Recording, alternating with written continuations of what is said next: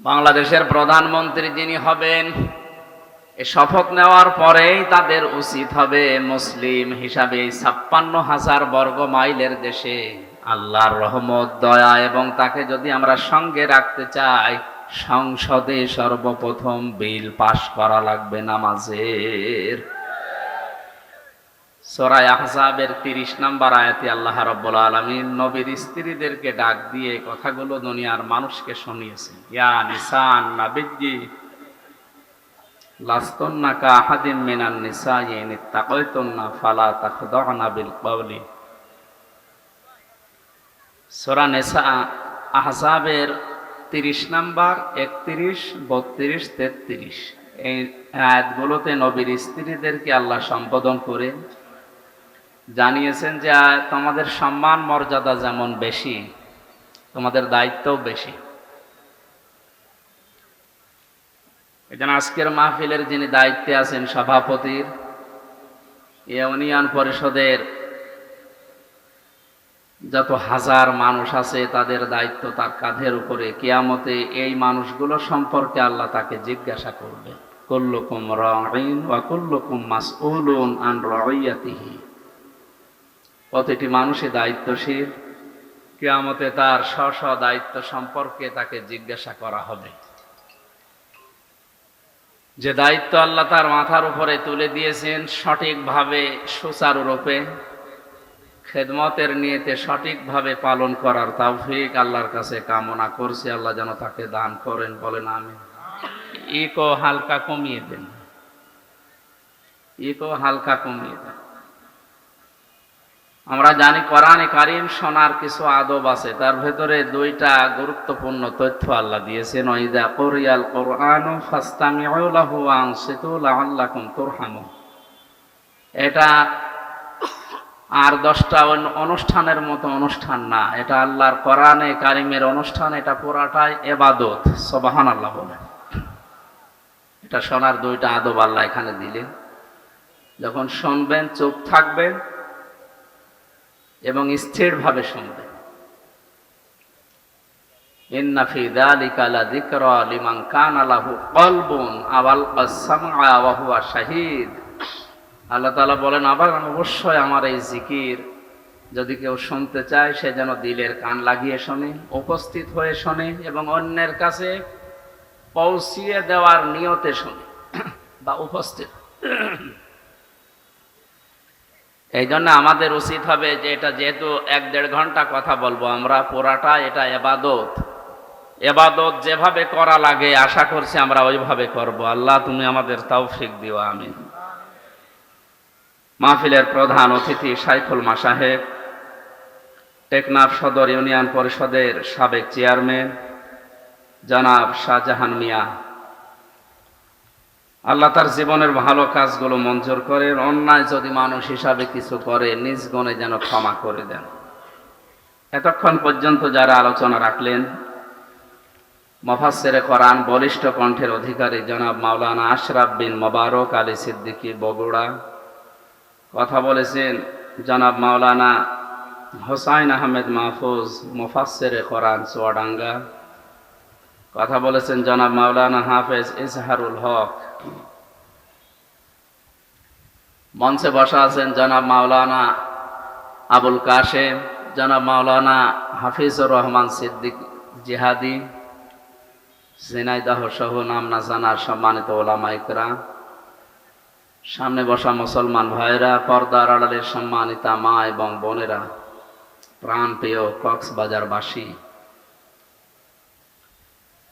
3টি বছর আমরা অন্ধকারের জীবনে ছিলাম, মুক্ত জীবনে এসে আল্লাহর শুকরিয়া আদায় করছি। সবাইকে নিয়ে বলছি আলহামদুলিল্লাহ।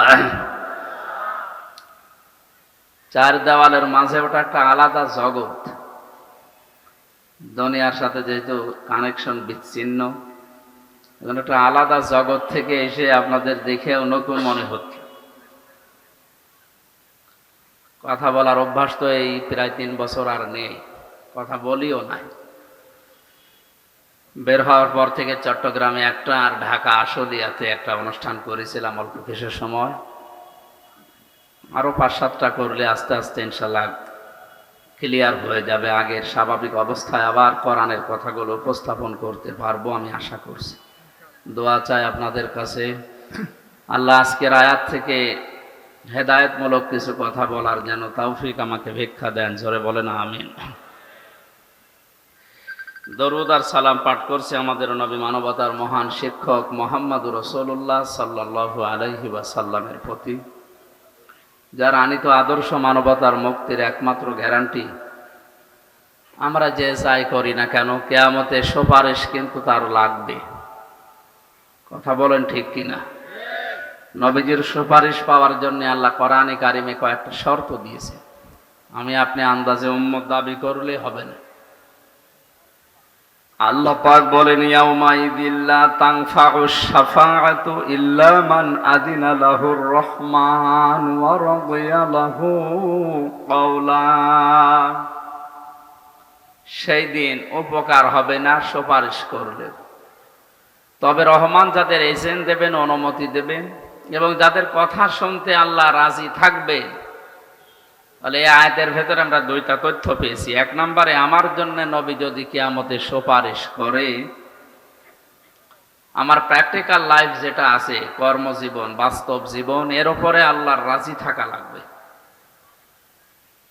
দ্বিতীয় নম্বরে, আমি কথাবার্তারা যা বলি এই কথার উপরও আল্লাহর রাজি থাকা লাগবে।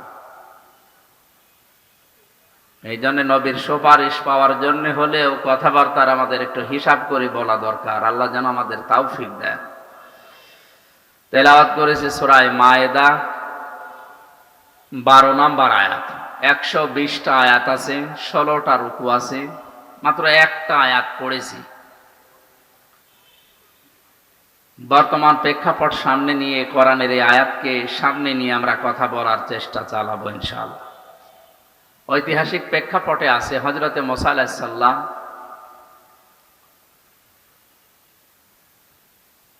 তার যে গোত্রের 12 জন নকিব বা অধিপতি, দায়িত্বশীল, আমরা মনে করেন এমপি বা মন্ত্রী যাই বলেন, এরকম 12 জন জনপ্রতিনিধিকে নিয়ে তিনি আল্লাহর সাথে কথা বলার জন্য তোর পাহাড়ে গিয়েছিলেন।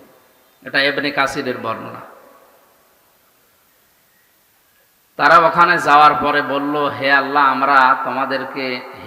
আমরা তোমাকে দেখতে চাই।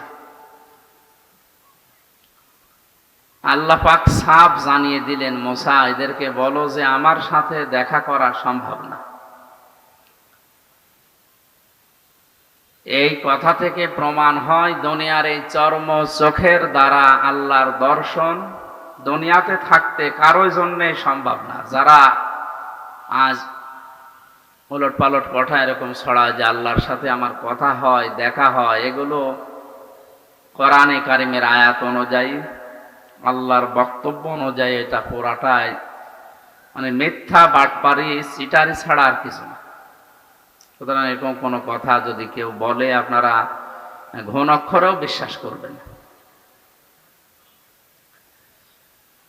হযরতে মুসা নবীর সাথে যে 12 জন নকিব, দলপতি, প্রতিনিধি, মন্ত্রী, মনে করেন 12 জন পাওয়ারফুল মন্ত্রী, এক একটা গোত্র থেকে এক একজন দায়িত্বশীলকে নিয়ে তিনি আল্লাহর সাথে দেখা করার জন্য গিয়েছিলেন। আল্লাহ রাব্বুল আলামিন বলেন, মুসা তাদেরকে জানিয়ে দাও যে আমি তাদের সাথে দেখা করব না বা সম্ভব না।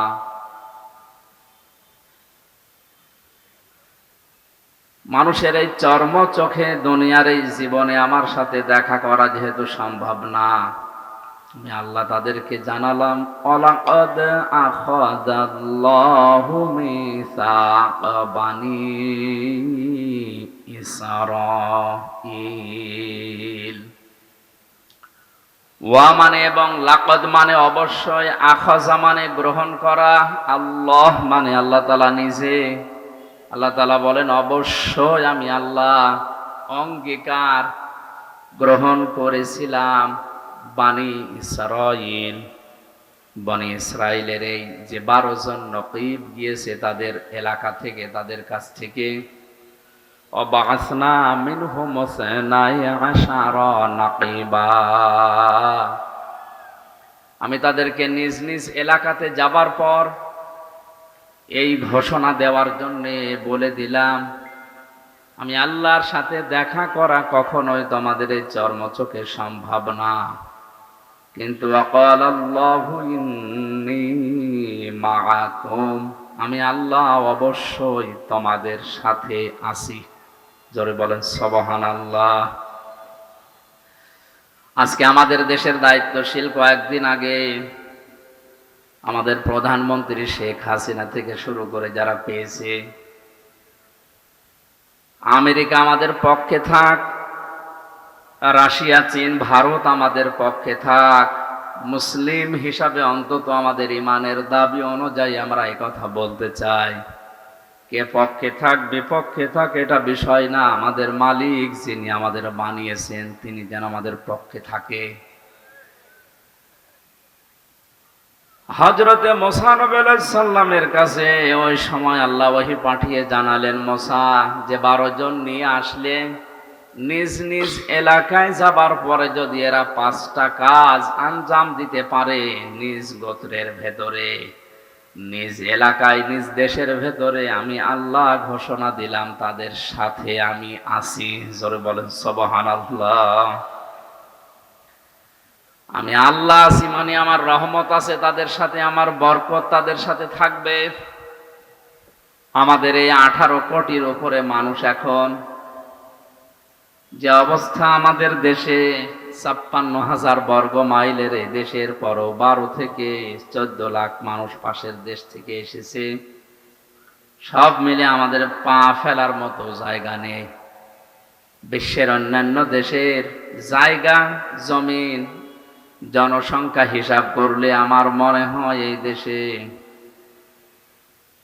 পা ফেলার মতো আসলে জায়গা নেই। আমেরিকা আমাদের চাইতে 59 ডবল বড়। কত? বাংলাদেশ 59টা এক জায়গায় করলে যত বড় হবে, আমেরিকা একাই অত বড়। ভারত আমাদের চাইতে 29 ডবল বড়। পাশের এই মায়ানমারও আমাদের চাইতে 3 ডবল বড়। সম্মানিত উপস্থিতি, এই হিসাবে আমরা এই ছোট্ট দেশে যত মানুষ বাস করি, আল্লাহর দয়া এবং রহমত এবং তার যে বরকতগুলো, এগুলো যদি আমরা না পাই, আমাদের দ্বারা এই দেশে টিকে থাকা বা বেঁচে থাকা সম্ভব না। হযরত মুসা আলাইহিস সালামের জীবনের এই জায়গা থেকে আমরা একটা শিক্ষা নিতে পারি। প্রধানমন্ত্রী শেখ হাসিনা থেকে শুরু করে যারা দায়িত্ব পাবে সামনে, পৃথিবীর কারো দিকে না তাকিয়ে, কে পক্ষে থাকবে বিপক্ষে থাকবে এদিকে না তাকিয়ে, আমার মনে হয় আল্লাহ আমাদের সাথে থাকবে যেই 5টা কাজ করলে, এই 5টা কাজে অন্তত আগামী 5 বছর মনোযোগ দেওয়া দরকার। কি কথা বলেন না?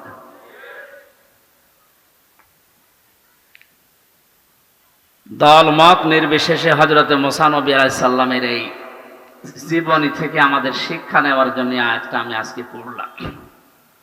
যেহেতু কয়েকদিন পরে শপথ হবে, এরপরে মন্ত্রী পরিষদ গঠন হবে। মনে করেন 12 জন মন্ত্রী আল্লাহর কাছে গেছে যে আমরা তোমাকে দেখতে চাই, তোমার কিছু চাই। আল্লাহ তাআলা যদি বলেন বাংলাদেশের এই 12 জন মন্ত্রী আমার সাথে দেখা হবে না, কিন্তু আমি তোমাদের সাথে আছি, আমার রহমত আমার বরকত আমি ঢেলে দেব। সৌদি আরবে কয়েকদিন আগে স্বর্ণের খনি পেয়েছে, বাংলাদেশে এরকম কোন খনি আল্লাহ আবিষ্কার করে দিতে পারে না, তার দ্বারা সম্ভব না। সুতরাং অনেক কোন বললে ফায়াকনের পর্যায়ে আসতে আর 1 সেকেন্ডও সময় লাগে না। এই হিসাবে আমরা আল্লাহর দিকে তাকিয়ে তাকে সঙ্গে রাখার জন্য মুসা নবী আলাইহিস সালামকে যেমন 5টা কথা বলেছিলেন, আমাদের অভিভাবক যারা সামনে হচ্ছে এদেরকে আমরা এই 5টা কাজের আঞ্জাম দেওয়ার জন্য অনুরোধ জানাবো। আল্লাহ পাক বলেন, মুসা এদেরকে বলো নিজ নিজ এলাকায় যে তারা যদি লাইন আকামতুমুস সালাতা ওয়া আতাইতুমুজ যাকাতা ওয়া আমানতুম বিরুসুলি, 1 নম্বরে এরা যেন নিজ এলাকায় গিয়ে নামাজ কায়েম করে। কি করে বলেন? বাংলাদেশের প্রধানমন্ত্রী যিনি হবেন, এই শপথ নেওয়ার পরেই তাদের উচিত হবে মুসলিম হিসাবে ৫৬,০০০ বর্গ মাইলের দেশে আল্লাহর রহমত, দয়া এবং তাকে যদি আমরা সঙ্গে রাখতে চাই, সংসদে সর্বপ্রথম বিল পাশ করা লাগবে নামাজের। এ দাবিতে আপনারা আছেন না নেই?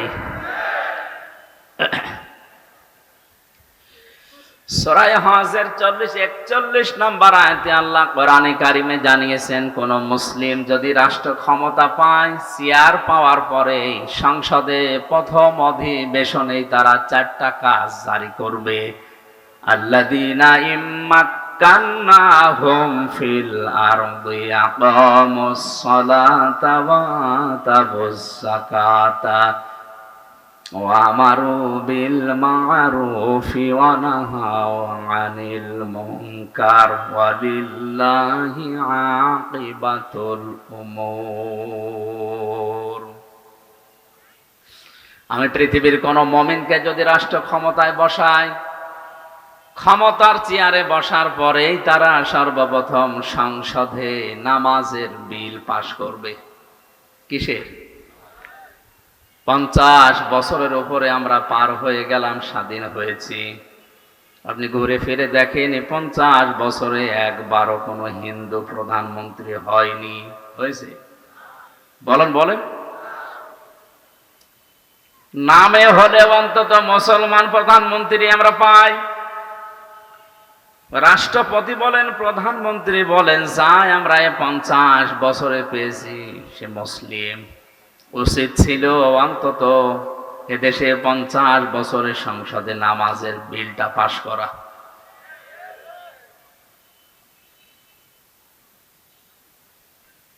আল্লাহ রাব্বুল আলামিন সঙ্গে যদি থাকে কি হয় তার বাস্তব প্রেক্ষাপট আপনি হেরা গুহা নাম আমরা শুনেছি, গারে সূর নাম শুনেছি, বাস্তবে নিজেও আমি দেখে এসেছি।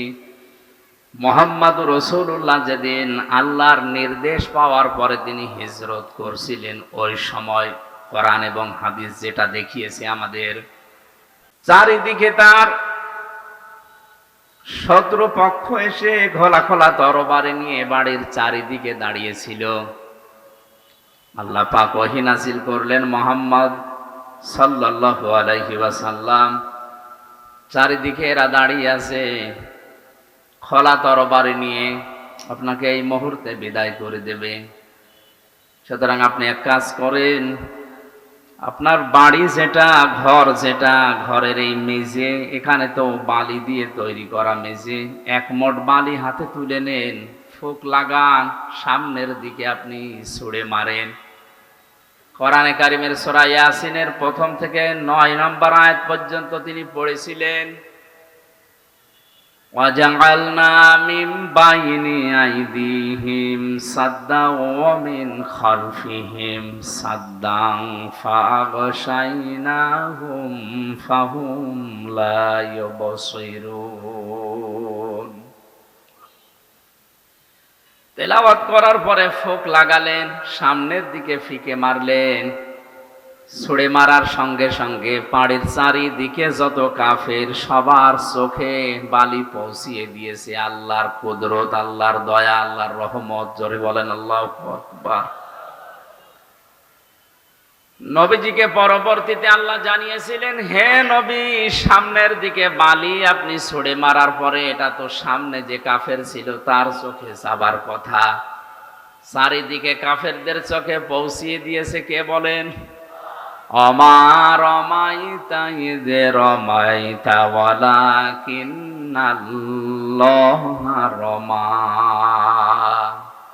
আপনি তো সামনের দিকে বালি ছুঁড়ে মেরেছিলেন, চারিদিকে কাফেরদের চোখে পৌঁছিয়ে দেওয়ার দায়িত্ব পালন করেছি আমি, আল্লাহর ক্ষমতা। জোরে বলেন আল্লাহু আকবার।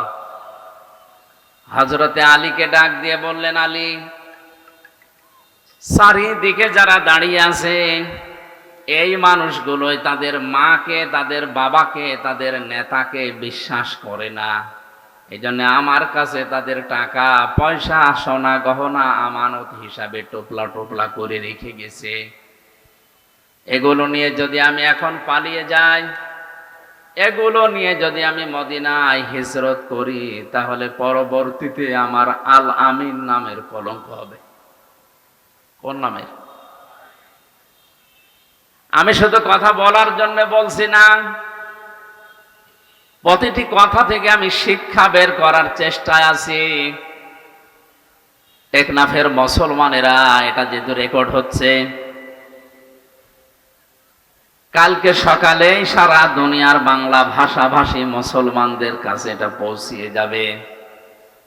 সবাইকে উদ্দেশ্য করে বলছি, আপনি তাকান, জীবন মরণ নিয়ে যেখানে টানাটানি, যারা চারিদিকে দাঁড়িয়ে আছে এরা কেউ আপনজন না, সব তার জানের শত্রু। এই অবস্থায় তাদের মালামাল, তাদের সম্পদ আরো নিয়ে চলে যেতে পারলে আনন্দ লাগে। অথচ নবীজি নিজের আল আমিন নামের, আস-সাদিক নামের কলঙ্ক হয়ে যাবে, এ কারণে নিজের চাচাতো ভাই হযরতে আলীকে ডাক দিয়ে বললেন, আলী, এ জায়গাটা যদিও নিরাপদ না, তারপরেও তুমি আমার বিছানার উপরে আমার চাদর মোড়া দিয়ে এখানে শুয়ে থাকো। আমানতের দায়িত্ব কত কঠিন আপনি চিন্তা করেন। এজন্য দুনিয়াতে যে যেই দায়িত্ব পাবে, এটা কিন্তু একটা আমানত। আমি আমানত সম্পর্কে কোরআনে যত আয়াত পড়েছি, সবচাইতে কঠিন বিষয় হচ্ছে মানুষের জীবনের দায়িত্ব নেওয়া, এই আমানতটা।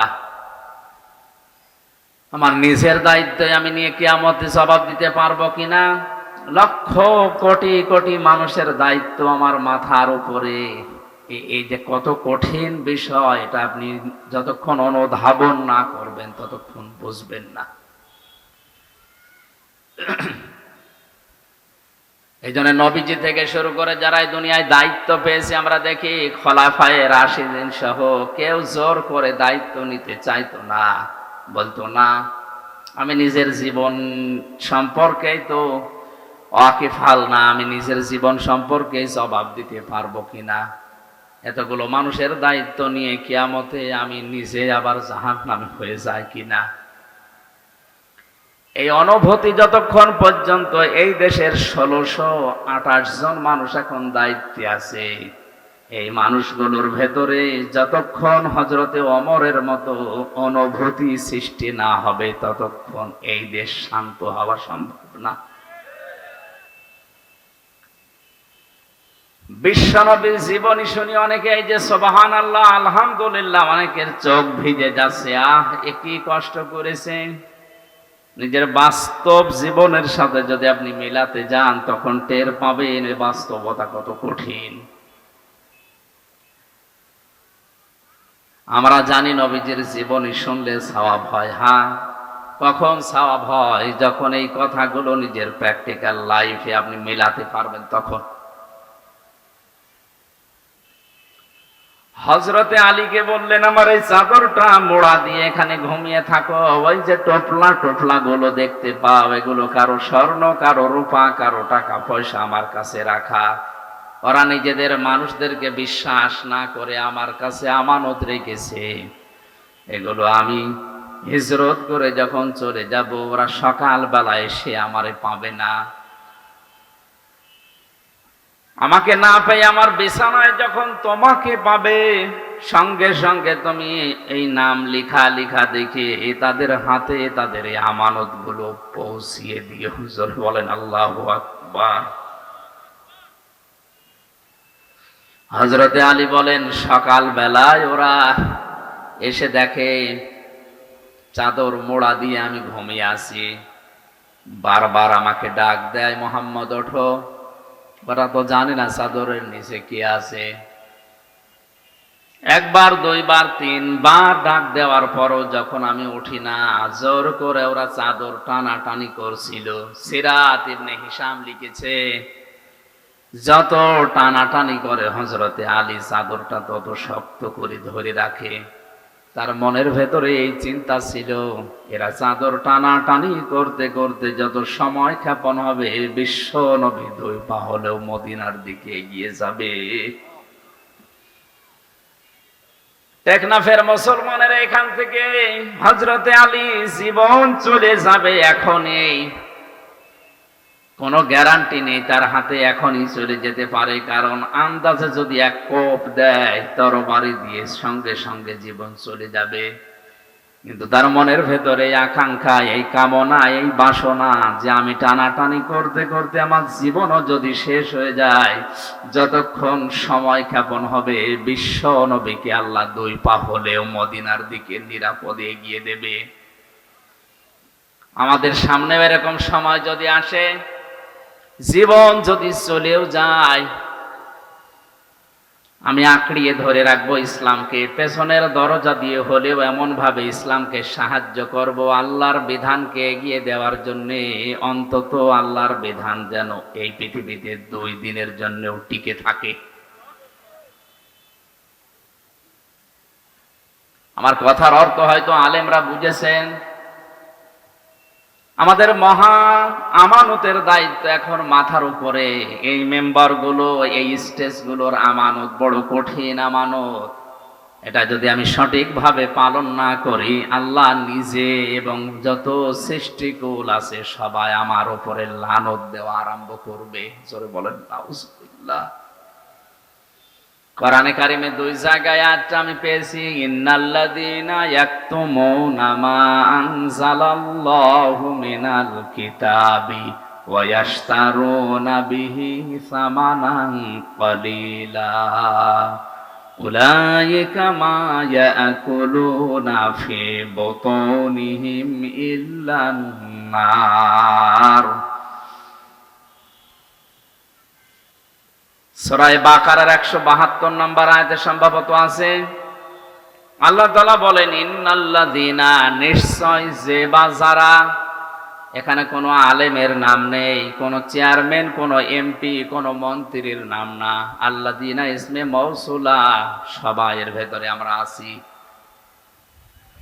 নিশ্চয় যে বা যারা, মা আনজালাল্লাহু মিনাল কিতাবি, যা আমি আমার কিতাবের ভেতরে নাজিল করেছি, এটা জানার পরেও দুনিয়ার কোনো স্বার্থ পেয়ে এটা গোপন করে রাখছে, ভবিষ্যতেও রাখবে। এক তো মনে, এটা মোজারে, বর্তমান ভবিষ্যৎ, প্রেজেন্ট ফিউচার, 2টা কাল নিয়ে আল্লাহ এই শব্দটা গঠন করেছেন। একটু খেয়াল করে শোনেন, কোরআনের কোন শব্দ বোঝার জন্য কোন মানুষ যদি চেষ্টা করে, ওটা যদি নাও বোঝে, তাও 500 রাকাত নফল নামাজের সওয়াব হয়। একটু খেয়াল করেন, একতুমুনা, যারা গোপন করছে, ভবিষ্যতেও করবে, যেহেতু 2টা কাল আছে। এখন যারা গোপন করছে বলতে, এখন আমরা যারা দুনিয়াতে উপস্থিত আছি, কিয়ামত পর্যন্ত যারা দুনিয়ায় আসবে, সবাই আয়াতের ভেতরে আছে না নেই? মা আনজালাল্লাহু মিনাল কিতাবি, আল্লাহর কিতাব থেকে তুমি যা জানো এটা যদি গোপন করে রাখো, ওয়া ইয়াশতারুনা বিহি সামানান ক্বালীলা, আর এটা গোপন করলে ইহুদিরা খুশি হবে, খ্রিস্টানরা খুশি হবে, সর্বোপরি বাংলাদেশের মুনাফিক মুসলমানরা খুশি হবে।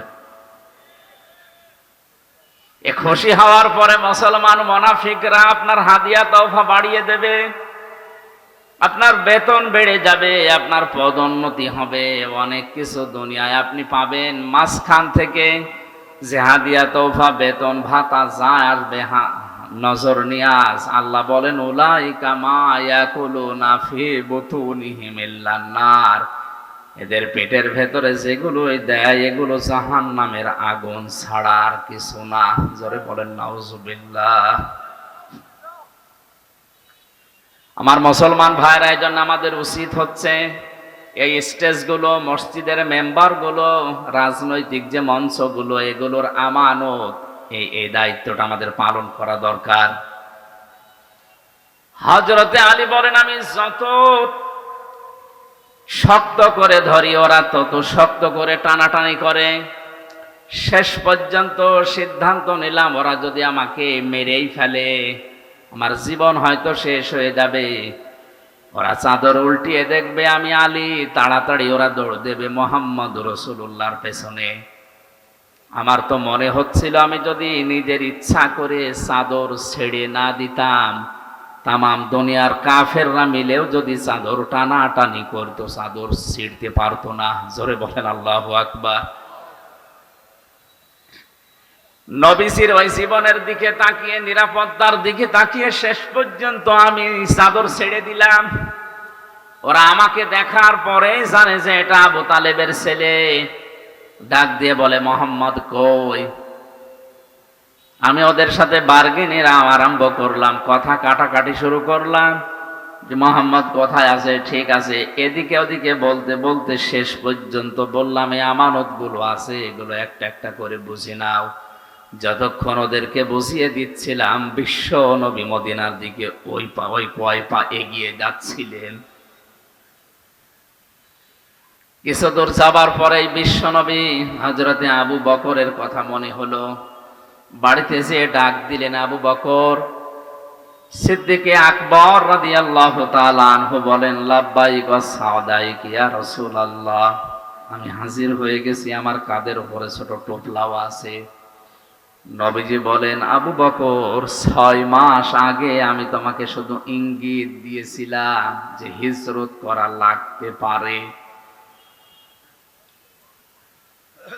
তো তোমাকে আজকে তো আমি জানাইনি যে আজকে আমার সাথে যাওয়া লাগতে পারে, তুমি টোপলা নিয়ে আগে বসে আছো। হযরতে আবু বকর বলে, হে রাসূল, 6 মাস আগে আপনি যখন ইঙ্গিত দিয়েছিলেন, ওই দিন থেকে শুরু করে আজকের এই দিন পর্যন্ত রাতের বেলা আমি কোনোদিন আর আরাম করে ঘুমাইনি। আমি সব সময় প্রস্তুতি নিয়ে আছি, কখন না জানি আপনি ডাক দেন। ওনাদের নামের শেষে সিদ্দিকে আকবর এমনি যোগ হয়নি। আমাদের নাম তো হামজা থেকে আমির, হামজাও কেউ বলতে চায় না। ওনাদের নাম উচ্চারণ করলে সঙ্গে সঙ্গে সিদ্দিক বলার পরে রাদিয়াল্লাহু আনহু বলা লাগে। এটা শুধু 1 বছর 2 বছর 5 বছর না, কিয়ামত পর্যন্ত যত মুসলমান দুনিয়ায় আসবে তাদের নাম শুনলেই বলা লাগবে রাদিয়াল্লাহু তাআলা আনহু। আমাদের মতো 60 বছর 63 বছরের জীবন তাদের ছিল। এই ছোট্ট জীবনে কি এমন কাজ দুনিয়াতে করলেন, উপহার দিলেন, যে আল্লাহ তাদেরকে চিরন্তন করে দিয়েছেন। যেন আমাদের উচিত আমাদের ছোট্ট জীবনে এমন এমন কিছু কাজের আঞ্জাম দেওয়া, মারা যাওয়ার পরে কোটি কোটি বছর যেন আল্লাহর বান্দাদের দোয়ায় আমরা শামিল থাকতে পারি।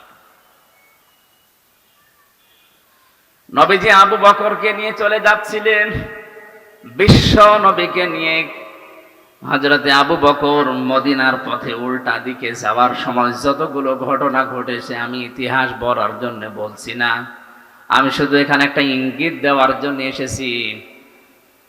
গাড়ে সরে যখন নবীজিকে নিয়ে হযরতে আবু বকর লুকিয়ে পড়লেন, কাফেরেরা ওই সময় যে খুঁজতে খুঁজতে একেবারে গুহার ওই মুখ পর্যন্ত পৌঁছিয়ে গিয়েছিল। ইতিহাস যারা লিখেছে, আমি নিজে ওই গুহা পর্যন্ত উঠেছিলাম, ওই জায়গাতে 2 রাকাত নামাজও পড়ে দেখেছি। বসলে আমার মনে হয় যদি একটু কেউ বাম থেকে বসে, যে ভেতরে কি আছে দেখা যায়। হযরতে আবু বকর কিন্তু ঘাবড়িয়েও গিয়েছিলেন। আল্লাহর নবী মুহাম্মদুর রাসূলুল্লাহ একটুও বিচলিত হননি, ভেঙে পড়েননি। ওই কঠিন অবস্থায় তিনি বলেছিলেন, আবু বকর, ভয় পেও না,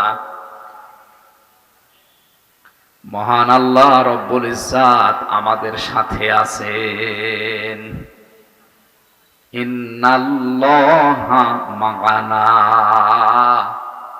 এই যে মা'ানা টান দেওয়া আছে এক আলিফ, আমরা শুধু 2 জন না, আমাদের সাথে আরেকজন আছে, তিনি আমাদের মালিক আল্লাহ। জোরে বলেন সুবহানাল্লাহ। এজন্য দুনিয়ার পরিবেশ যত কঠিন হোক, যত ভয়ঙ্কর হোক, আমি যে 2 লাইনের গজলটা বলেছিলাম ইসলামী সঙ্গীত, ওর ভেতরে আমার আজকের এই আলোচনার সারমর্ম আছে। রেখো না মনেতে ভয় বান্দা খোদার, দূর হয়ে যাবে বাধা সব, তোমার আমার এক মালিক আছেন, আছেন আমাদের রব, আছেন আমাদের রব। জোরে বলেন ঠিক কিনা? বিশ্বনবী কঠিন অবস্থায়ও তিনি ঘাবড়িয়ে যাননি। আল্লাহ রাব্বুল আলামিন বলেন, আমি সঙ্গে সঙ্গে আমার সাকিনা, তার মানে আমার ফেরেশতা নাজিল করে তাকে সাহায্য করেছিলাম। যে সাহায্যের কথাগুলো আমরা বিভিন্ন আলেমদের মুখে শুনেছি। আমার শিক্ষা দেওয়ার বিষয় হচ্ছে বিশ্বনবী মুহাম্মদুর রাসূলুল্লাহ আল্লাহকে সঙ্গে নেওয়ার কথা জানিয়েছিলেন এই জায়গায়।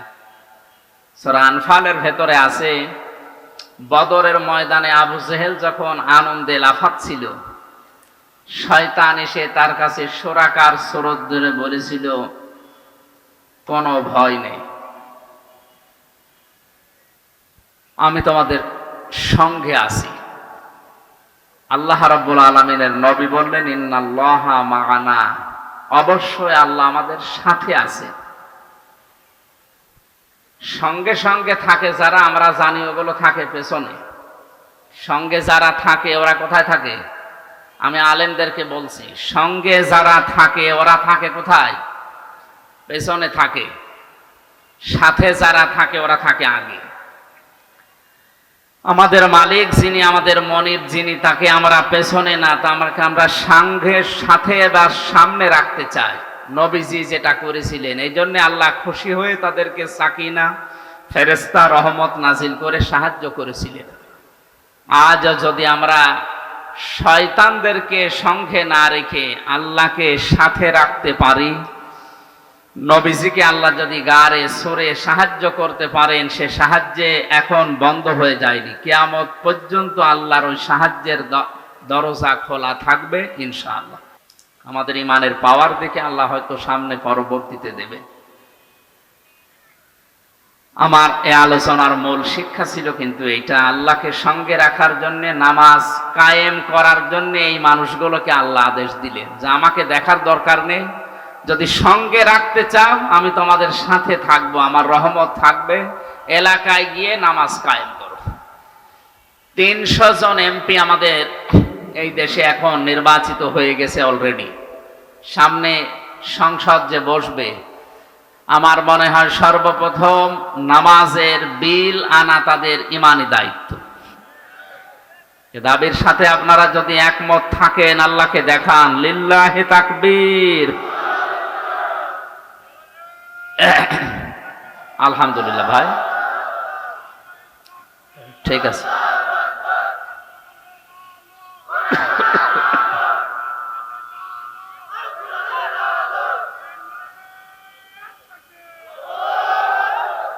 টেকনাফবাসী, আমি কথা বোঝাতে চাই এটা যে 50 বছর পার করে ফেলেছি, কিন্তু এই নিয়মটা আজ সংসদে আমরা পেলাম না। আমাদের এটা পাওয়ার দরকার ছিল, তাহলে নামাজের অন্তত ওয়াজ করা লাগতো না। কথা বলেন ঠিক কিনা? আল্লাহ এখানে নামাজ পড়ার কথাও দেননি, দিয়েছেন লাইন আকামতুমুস সালাত, যদি তারা নামাজ কায়েম করে। কি করে? নামাজ পড়া আর নামাজ কায়েম করা এক না।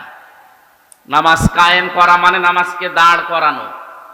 পৃথিবীতে মানুষের যত জরুরি কাজ আছে, সবচাইতে জরুরি কাজ মানুষের জন্য যদি 4টা হয়, তার অন্যতম হচ্ছে মুসলমানদের সবচাইতে জরুরি কাজ হচ্ছে 5 ওয়াক্ত ফরজ নামাজ আদায় করা।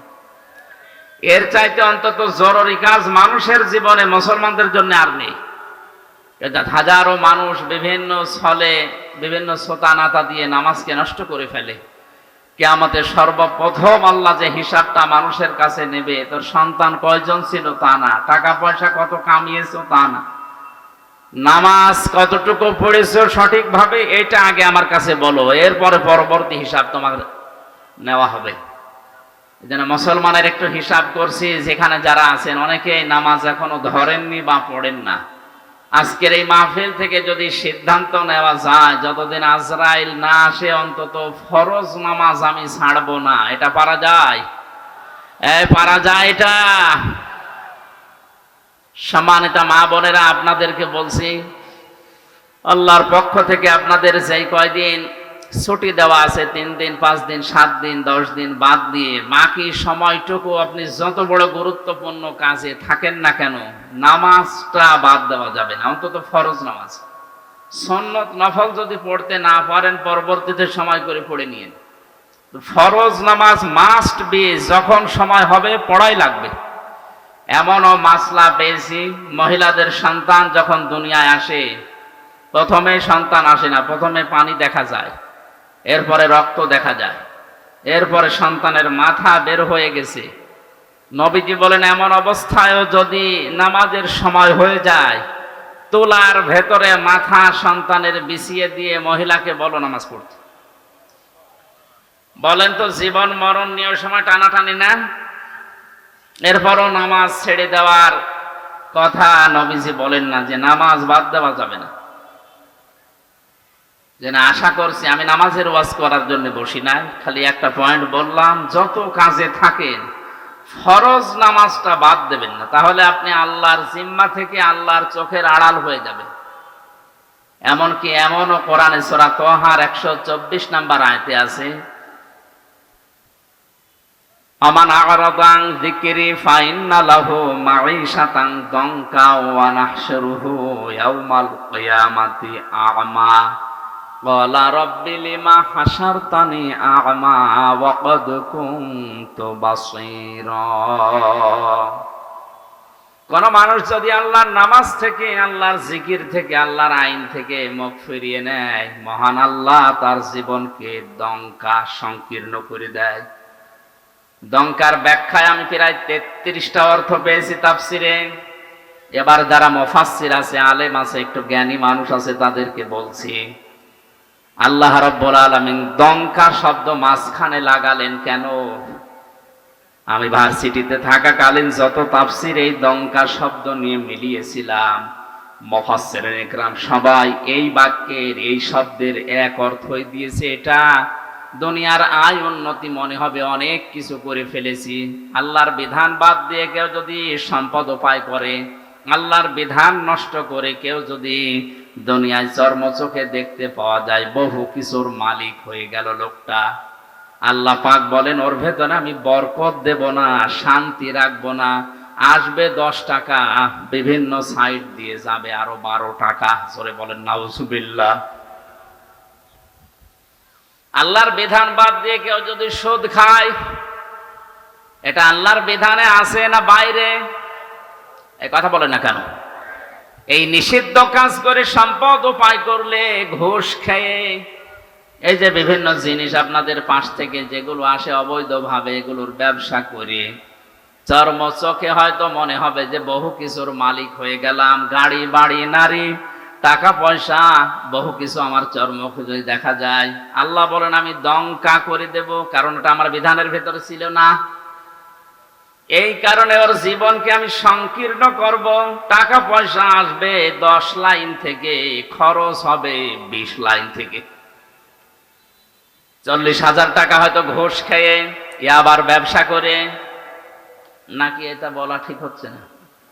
এলাকায় আছে এগুলো। এই যে ডাইলের ব্যবসা যারা করে, বাবার ব্যবসা যারা করে, এগুলো কি বৈধ না অবৈধ? আপনারা যাই মনে করেন, আপনাদের এলাকায় মনে হয় এই টেকনাফুকিয়ার জন্য এটা বৈধ আছে। এই কাজ করে হয়তো বাড়িতে 40,000 টাকা আপনি আজকে নিয়ে গেলেন। এই দঙ্কাটা ভালো করে শোনে না, 40,000 টাকা বাড়িতে নিয়ে গিয়ে দেখলেন আপনার স্ত্রী মাথা ধরে পড়ে আছে। কি গো, আমার মাথা ব্যথা, চলো ডাক্তারের কাছে। ওখানে গেল 5,000। বাড়িতে এসে দেখছেন আপনার ছোট্ট সন্তান চিল্লাচ্ছে, কি গো, জিনে ধরেছে। হুজুর ডাক দিয়ে ঝেড়ে নিয়ে কবিরাজ নিয়ে আয়। ছেলের দিকে তাকিয়ে, কি তোমার কি? আমার পেটে ব্যথা। এক একটা সমস্যা, এক একটা সমস্যা, এক একটা সমস্যা আসতে আসে। নিয়ে এসেছিলেন 40,000, টাকা চলে যাচ্ছে 42,000। এটা থাকবে না। আল্লাহর বিধানটা বাদ দিয়ে কেউ যদি উপায়ন্তর করে, আল্লাহ দঙ্কা করবে তো দঙ্কা করবে। ওয়া নাহশুরুহু ইয়াওমাল কিয়ামাতি আমা, এটা আরো কঠিন। এই দুনিয়ায় শেষ না, যখন আরেকটা জগৎ সামনে আসবে মরণের পরে, ওই জগতে উঠবেন, যখন চোখ থাকবে না, অন্ধ হয়ে উঠবেন। জোরে বলেন নাউজুবিল্লাহ। লোকটা বলবে, রব্বুল আলামিন আমার তো চোখ ছিল, আজকে আমার চোখ অন্ধ কেন? তুমি চোখটা ভালো করে দাও, আমি আদম নবীকে দেখবো। উনি 60 হাত লম্বা ছিলেন, 40 হাত মোটা ছিলেন, একটু দেখবো কেমন আদম নবী। আল্লাহ রাব্বুল আলামিন ধমক দিয়ে বলবেন, ক্বালা কাযালিকা তাতকা আয়াতুনা ফানাসিতাহা ওয়া কাযালিকাল ইয়াউমা তুনসা। তানসা না তুনসা? আজকের এই দিনে আমি তোকে ভুলে গেলাম, যেভাবে তুই আমার বিধান, আমার নামাজ, আমার জিকির, আমার আইন ভুলেছিলি। শুধু ভুলেই গেলাম না, তুই যে আমার বান্দা ছিলি হামজা নামে একজন, তুই যে আমার বান্দি ছিলি রহিমা নামে একজন, কোনদিন তোদের এই নাম আমি আল্লাহর এই জবানে আর উচ্চারণ করব না।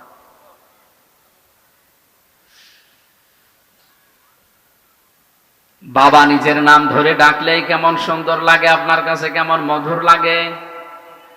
আমার বাবা আমার যখন হামজা বলে ডাক দেয়, এর ভেতরে আমি শুধু আনন্দ পাই।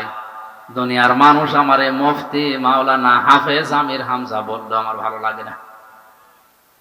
বাবার মুখ থেকে শুধু হামজা শুনতে যদি এত ভালো লাগে, এত পছন্দনীয় হয়, এত মধুর লাগে, মায়ের কাছ থেকে যিনি আমাকে বানিয়েছেন, কিয়ামতের ওই কঠিন ময়দানে তিনি আমার নাম ধরে আর কোনোদিন ডাকবেন না। আমার মনে হয় এর মতো হতভাগা, দুর্ভাগা দুনিয়াতে আর নেই।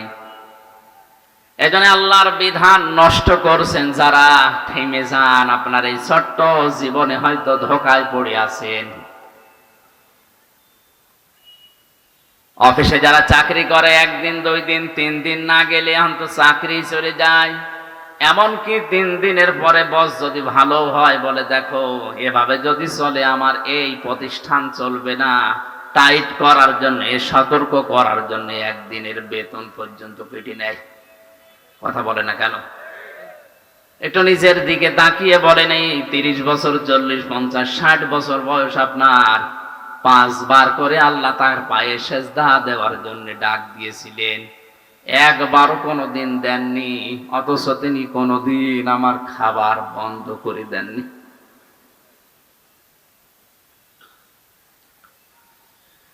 কক্সবাজারবাসী আমার আল্লাহকে সঙ্গে রাখতে চাই। মহান আল্লাহর বরকত, রহমত, তার শক্তি আমাদের সাথে থাক, এটা আমরা চাই। তাহলে নামাজ পড়া না, শুধু নামাজ কায়েম করা লাগবে, নামাজ কায়েমের আন্দোলন করা লাগবে। বাস্তবতা আজ হয়েছে উল্টা, নামাজ পড়ে, নামাজ কায়েম তো করে না। নামাজ কায়েমের আন্দোলন যারা করে তাদেরকে আজ ধরে ধরে অনেকে পিটায়। অথচ আল্লাহকে সঙ্গে রাখতে হলে আপনাকে নামাজ পড়া না, নামাজ কায়েম করা লাগবে। কোরআন পড়ে আমি নামাজ পড়ার কথা মাত্র 1 জায়গায় পেয়েছি। কয় জায়গায়? ফাসাল্লি লিরাব্বিকা ওয়ানহার। হে নবী, আপনি নামাজ পড়েন আপনার রবের নামে। কোরআনে আছে শুধু 1 জায়গায়। আর 72 জায়গায় ডাইরেক্ট, ইনডাইরেক্ট পেয়েছি 120 জায়গায়। প্রত্যেকটা জায়গায় আল্লাহ দিয়েছেন নামাজ কায়েম করো, নামাজ কায়েম করো। এতবার বলার দরকার কি? প্রত্যেকটা শাব্দিক অর্থের একটা অর্থ থাকে। এই যে অক্ষরগুলোর একটা শাব্দিক অর্থ থাকে।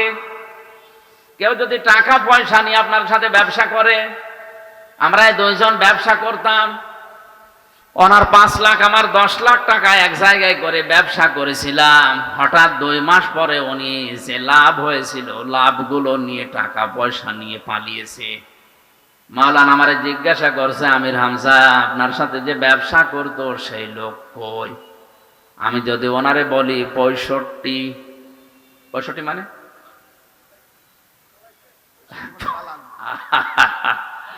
65 মানে উনি টাকা পয়সা নিয়ে পালিয়েছে। এই পালিয়েছে, এটার এক কথায় অর্থ কি? 65। এক কথা বলেন না কেন?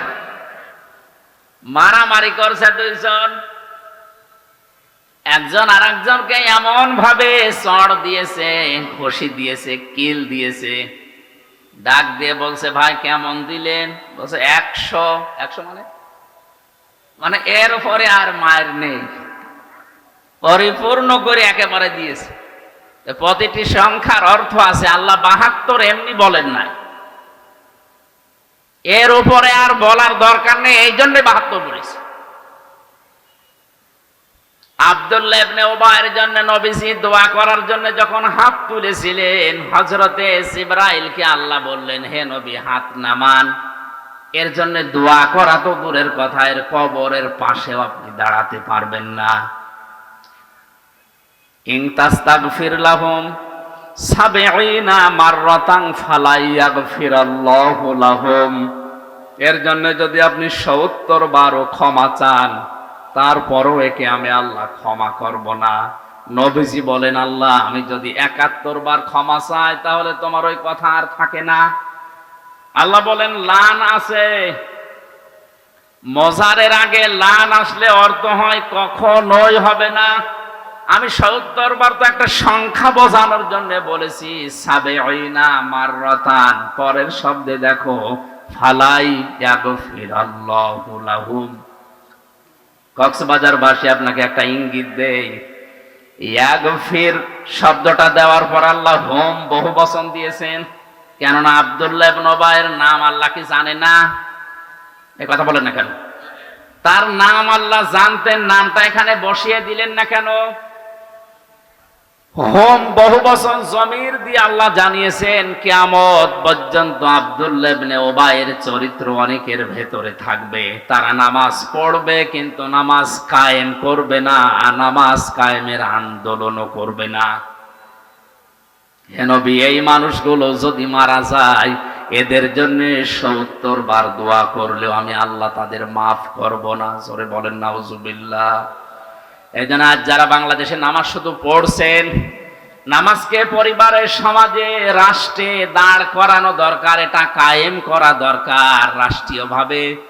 এ দায়িত্ব পালন করার জন্য যারা আছে তাদেরকে এগিয়ে দেওয়া দরকার। এই ভূমিকা যাদের নেই তাদের জন্যও কিন্তু 70 বার দোয়া করলেও কাজ হবে না। সতর্ক করার দায়িত্ব ছিল, ডাইরেক্ট ইনডাইরেক্ট বিভিন্ন কায়দায় আমার করলাম।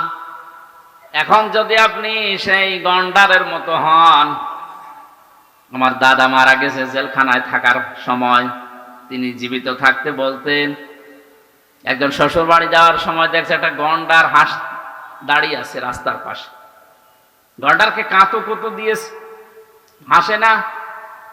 3 দিন শ্বশুর বাড়ি থাকার পরে ফিরে আসার সময় দেখে গন্ডার হাসতেছে। কি গো, 3 দিন আগে কাঁতো কুতো দিলাম তখন হাসলে না, এখন হাসতেছ? গন্ডার বলে, বন্ধু এই 3 দিন সময় লেগেছে চামড়া ভেদ করে কাঁতো কুতো লাগতে। গন্ডারের কাঁতো কুতো লাগতে সময় লাগে কয়দিন, আর আমাদের 50 বছরও হয়নি। এই 50 বছর অনেক কোরআনের পাখি ওয়াজ করেছে যে নামাজ কায়েম করা লাগবে। কথা বলে না কেন? আব্দুল্লাহ ইবনে উবাই নামাজ পড়তো, তাও আমার মতো হামজার পেছনে না, নবীজির পেছনে। এই টেকনাফ বাহার ছড়া মসজিদে না, ও নামাজ পড়ে কাবা শরীফে, মসজিদে নববীতে। যে নামাজ শুধু পড়েছে, নামাজে কায়েম করা লাগবে আল্লাহকে সঙ্গে রাখার জন্য, দায়িত্ব তার জীবনে ছিল না। এই জন্য 70 বার দোয়া করেও আল্লাহ তাকে মাফ করেনি, এমনকি তার কবরের পাশে দাঁড়ানো নিষেধ। এই জন্য আল্লাহ ইয়াগফিরাল্লাহু লাহুম দিয়েছেন। এর মতো চরিত্রের দুনিয়ায় যারা আছে কিয়ামত পর্যন্ত আসবে, এদের জন্যও যদি কাবা শরীফের ইমামও দোয়া করে মাফ চায়, আল্লাহ তাদের মাফ করছে না, করবে না, করছে না, করবে না। এ শব্দ কোথায় আছে? এই যে এক ফের মজারে, এর আগে লান। আরবি গ্রামার অনুযায়ী মজারের আগে লান আসলে অর্থ হয় কখনো, কোশ্চিন কালেও হবে না। এই জন্য আমি সতর্ক করলাম এই আয়াত দিয়ে, হোম এই শব্দটা দিয়ে। আল্লাহ আমাদেরকে যেন বোঝার এবং বাস্তবে আমল করার তৌফিক দেন। জোরে বলেন আমিন। নামাজ কায়েমের যত অর্থ আমি কোরআনে এবং হাদিসে পেয়েছি, তার সবচাইতে ভালো আমার কাছে মনে হয় পঠিত বিষয় এবং এই আনুষ্ঠানিক যে শিক্ষাগুলো আছে, এখান থেকে যে শিক্ষা আল্লাহ দিতে চেয়েছেন ওইগুলো নিজের ব্যক্তি, পরিবার এবং সমাজ, রাষ্ট্রে প্র্যাকটিক্যাল লাইফে কায়েম করে দেখানো, এইটার নাম হচ্ছে আকামতুমুস সালাহ। আমরা যে নামাজে দাঁড়িয়েছি কাতার সোজা হয়ে, কি হয়ে, এখান থেকে একটা শিক্ষা আল্লাহ আমাদের দিতে চান। সে শিক্ষাটা হচ্ছে কাতার সোজা করুন। কাবা শরীফে বারবার ইমাম সাহেব এই কথা বলে যে কাতার সোজা করেন, আরবিতে বলে কাতার সোজা করেন, বারবার আকামত হয়ে যাওয়ার পরেও প্রায় 2, 3 বার, 4 বার, 5 বার বলে। আমি ওই সময় হজে যাওয়ার সময় 16 সালে ভালো বুঝি না, এখন বুঝতেছি যে কাতার সোজা না হলে কি হয়। আজ বিশ্বের 57টা মুসলমান রাষ্ট্র, আমাদের কাতার যদি সোজা থাকতো আমার মনে হয় এই ফিলিস্তিনের অত্যাচার বন্ধ হয়ে যেত। আমাদের কাতার ঠিক আছে? নামাজের এই কাতার থেকে আল্লাহ এই শিক্ষাটা আমাদেরকে বারবার 5 বার দিতে চেয়েছেন যে কাতার সোজা করো। যার জন্য কাতার বাঁকা হবে তার অন্তর পর্যন্ত বাঁকা করে দেবে, এমন হুঁশিয়ারি আছে হাদিস। এটা তো এমনিতে দেয়নি।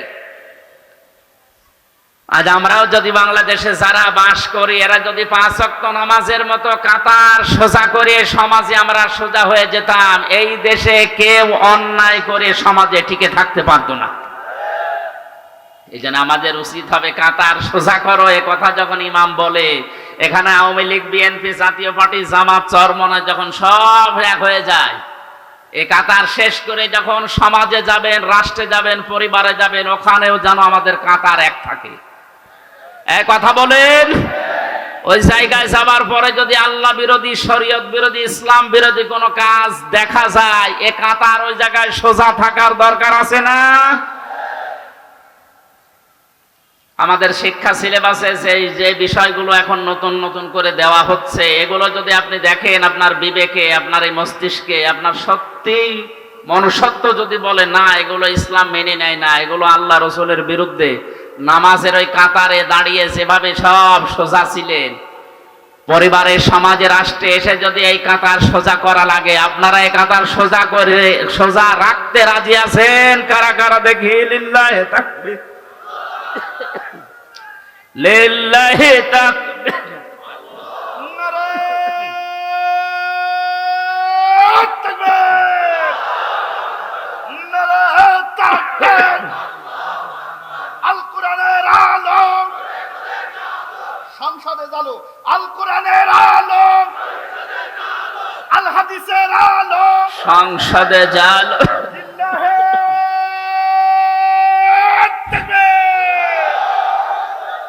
আমার শরীর অসুস্থ, কণ্ঠ ভাঙ্গা, যার পরও ভাঙ্গা ভাঙ্গা কথায় আমি যেটা বোঝাতে চেয়েছি আশা করছি আপনারা বুঝেছেন। আমাদের কাতার যেন অন্তত সব জায়গায় সোজা থাকে, থাকবে তো ইনশাআল্লাহ। আল্লাহকে সঙ্গে রাখার জন্য প্রথম নাম্বার কাজই নামাজ কায়েম করা। দায়িত্বে যারা আছেন বা যারা পাচ্ছেন, আমাদের প্রধানমন্ত্রী শেখ হাসিনা থেকে শুরু করে যারা দায়িত্বে থাকবেন, এখন আশা করব নামাজের বিল আমাদের সংসদে সর্বপ্রথম কায়েম হবে। 2 নম্বরে জাকাতের কথা আছে, 3 নম্বরে রাসূলদেরকে সাহায্যের কথা আছে, 4 নম্বরে কর্জে হাসানা দেওয়ার কথা আছে, 5 নম্বরে আছে তাদেরকে সাহায্য করার কথা। আল্লাহ বলেন এগুলো যদি কেউ করে, আমি আল্লাহ তাদের জন্য বাগান তৈরি করে রেখেছি, এই বাগানের তলদেশ দিয়ে নদী আর নহর এই সমুদ্রের মতো বইতে থাকবে। শুধু বলবে না ফামান কাফারা বাদা যালিকা মিনকুম, এরপরে যদি কেউ মুখ ফিরিয়ে চলে যায়, ফাকাদ দাল্লা সাওয়াস সাবিল, তাকে আমি আল্লাহ গোমরাহির এমন অতল গহ্বরে লিপ্ত করে দেব, নামিয়ে দেব, নিমজ্জিত করব, যেখান থেকে ফিরে আসা আর সম্ভব না। মা বোন যাদেরকে আমি কয়েক মিনিটে আপনাদের দায়িত্ব এবং কর্তব্যের কথাগুলো শোনাচ্ছি, শুধু 5 ওয়াক্ত নামাজ পড়া, রোজা রাখা আর কালো বোরকা পরা এটা আপনার ইবাদত না। নেককার নারীর যে বৈশিষ্ট্যগুলো হাদিসে আছে তার অন্যতম হচ্ছে 17টা, আমি সামারাইজ করে 4টা বলছি। কোন মহিলা যদি নেককার দাবি করে, তাহলে তার স্বামী তার দিকে তাকালেই স্বামীকে সে খুশি করবে, এরকম আচরণ করা লাগবে। 2 নম্বরে স্বামী যেটা পছন্দ করে, স্বামীর ওই পছন্দ করা কাজকে তারও পছন্দ করা লাগবে। স্বামী প্রত্যেকে এখানে যারা আছে পছন্দ করে যে বিয়ের পরে তার মা বাবা যেন তার সাথে থাকে, কিন্তু অনেক বউ এটা পছন্দ করে না। এরকম বউ দেশে নেই? আপনি নামাজ পড়তে পারেন, রোজা রাখতে পারেন, কালো বোরকা পরতে পারেন, আপনি নেককার হতে পারেননি।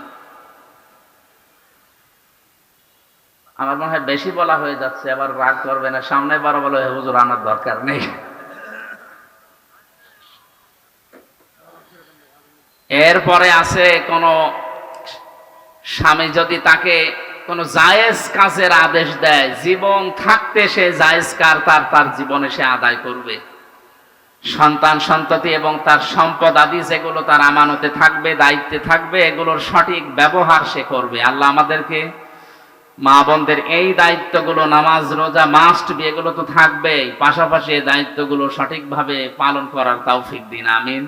এখানে হযরতে ফাতেমার জীবন থেকে দুইটা পয়েন্ট ছিল। আমরা আসরের নামাজ পড়বো 4টার সময়, 5-6 মিনিট আছে, আর শরীর এবং রাতেও মাহফিল আছে আর একটা, এই জন্য চারিদিকে তাকিয়ে আজকের মতো আমি শেষ করছি। আবার সামনে কয়েকটা মাহফিল এলাকায় আছে, যদি আসি, কোন জায়গায় আমি তো জানি না, আশপাশে আসে কক্সবাজারে, আপনারা দেখবেন।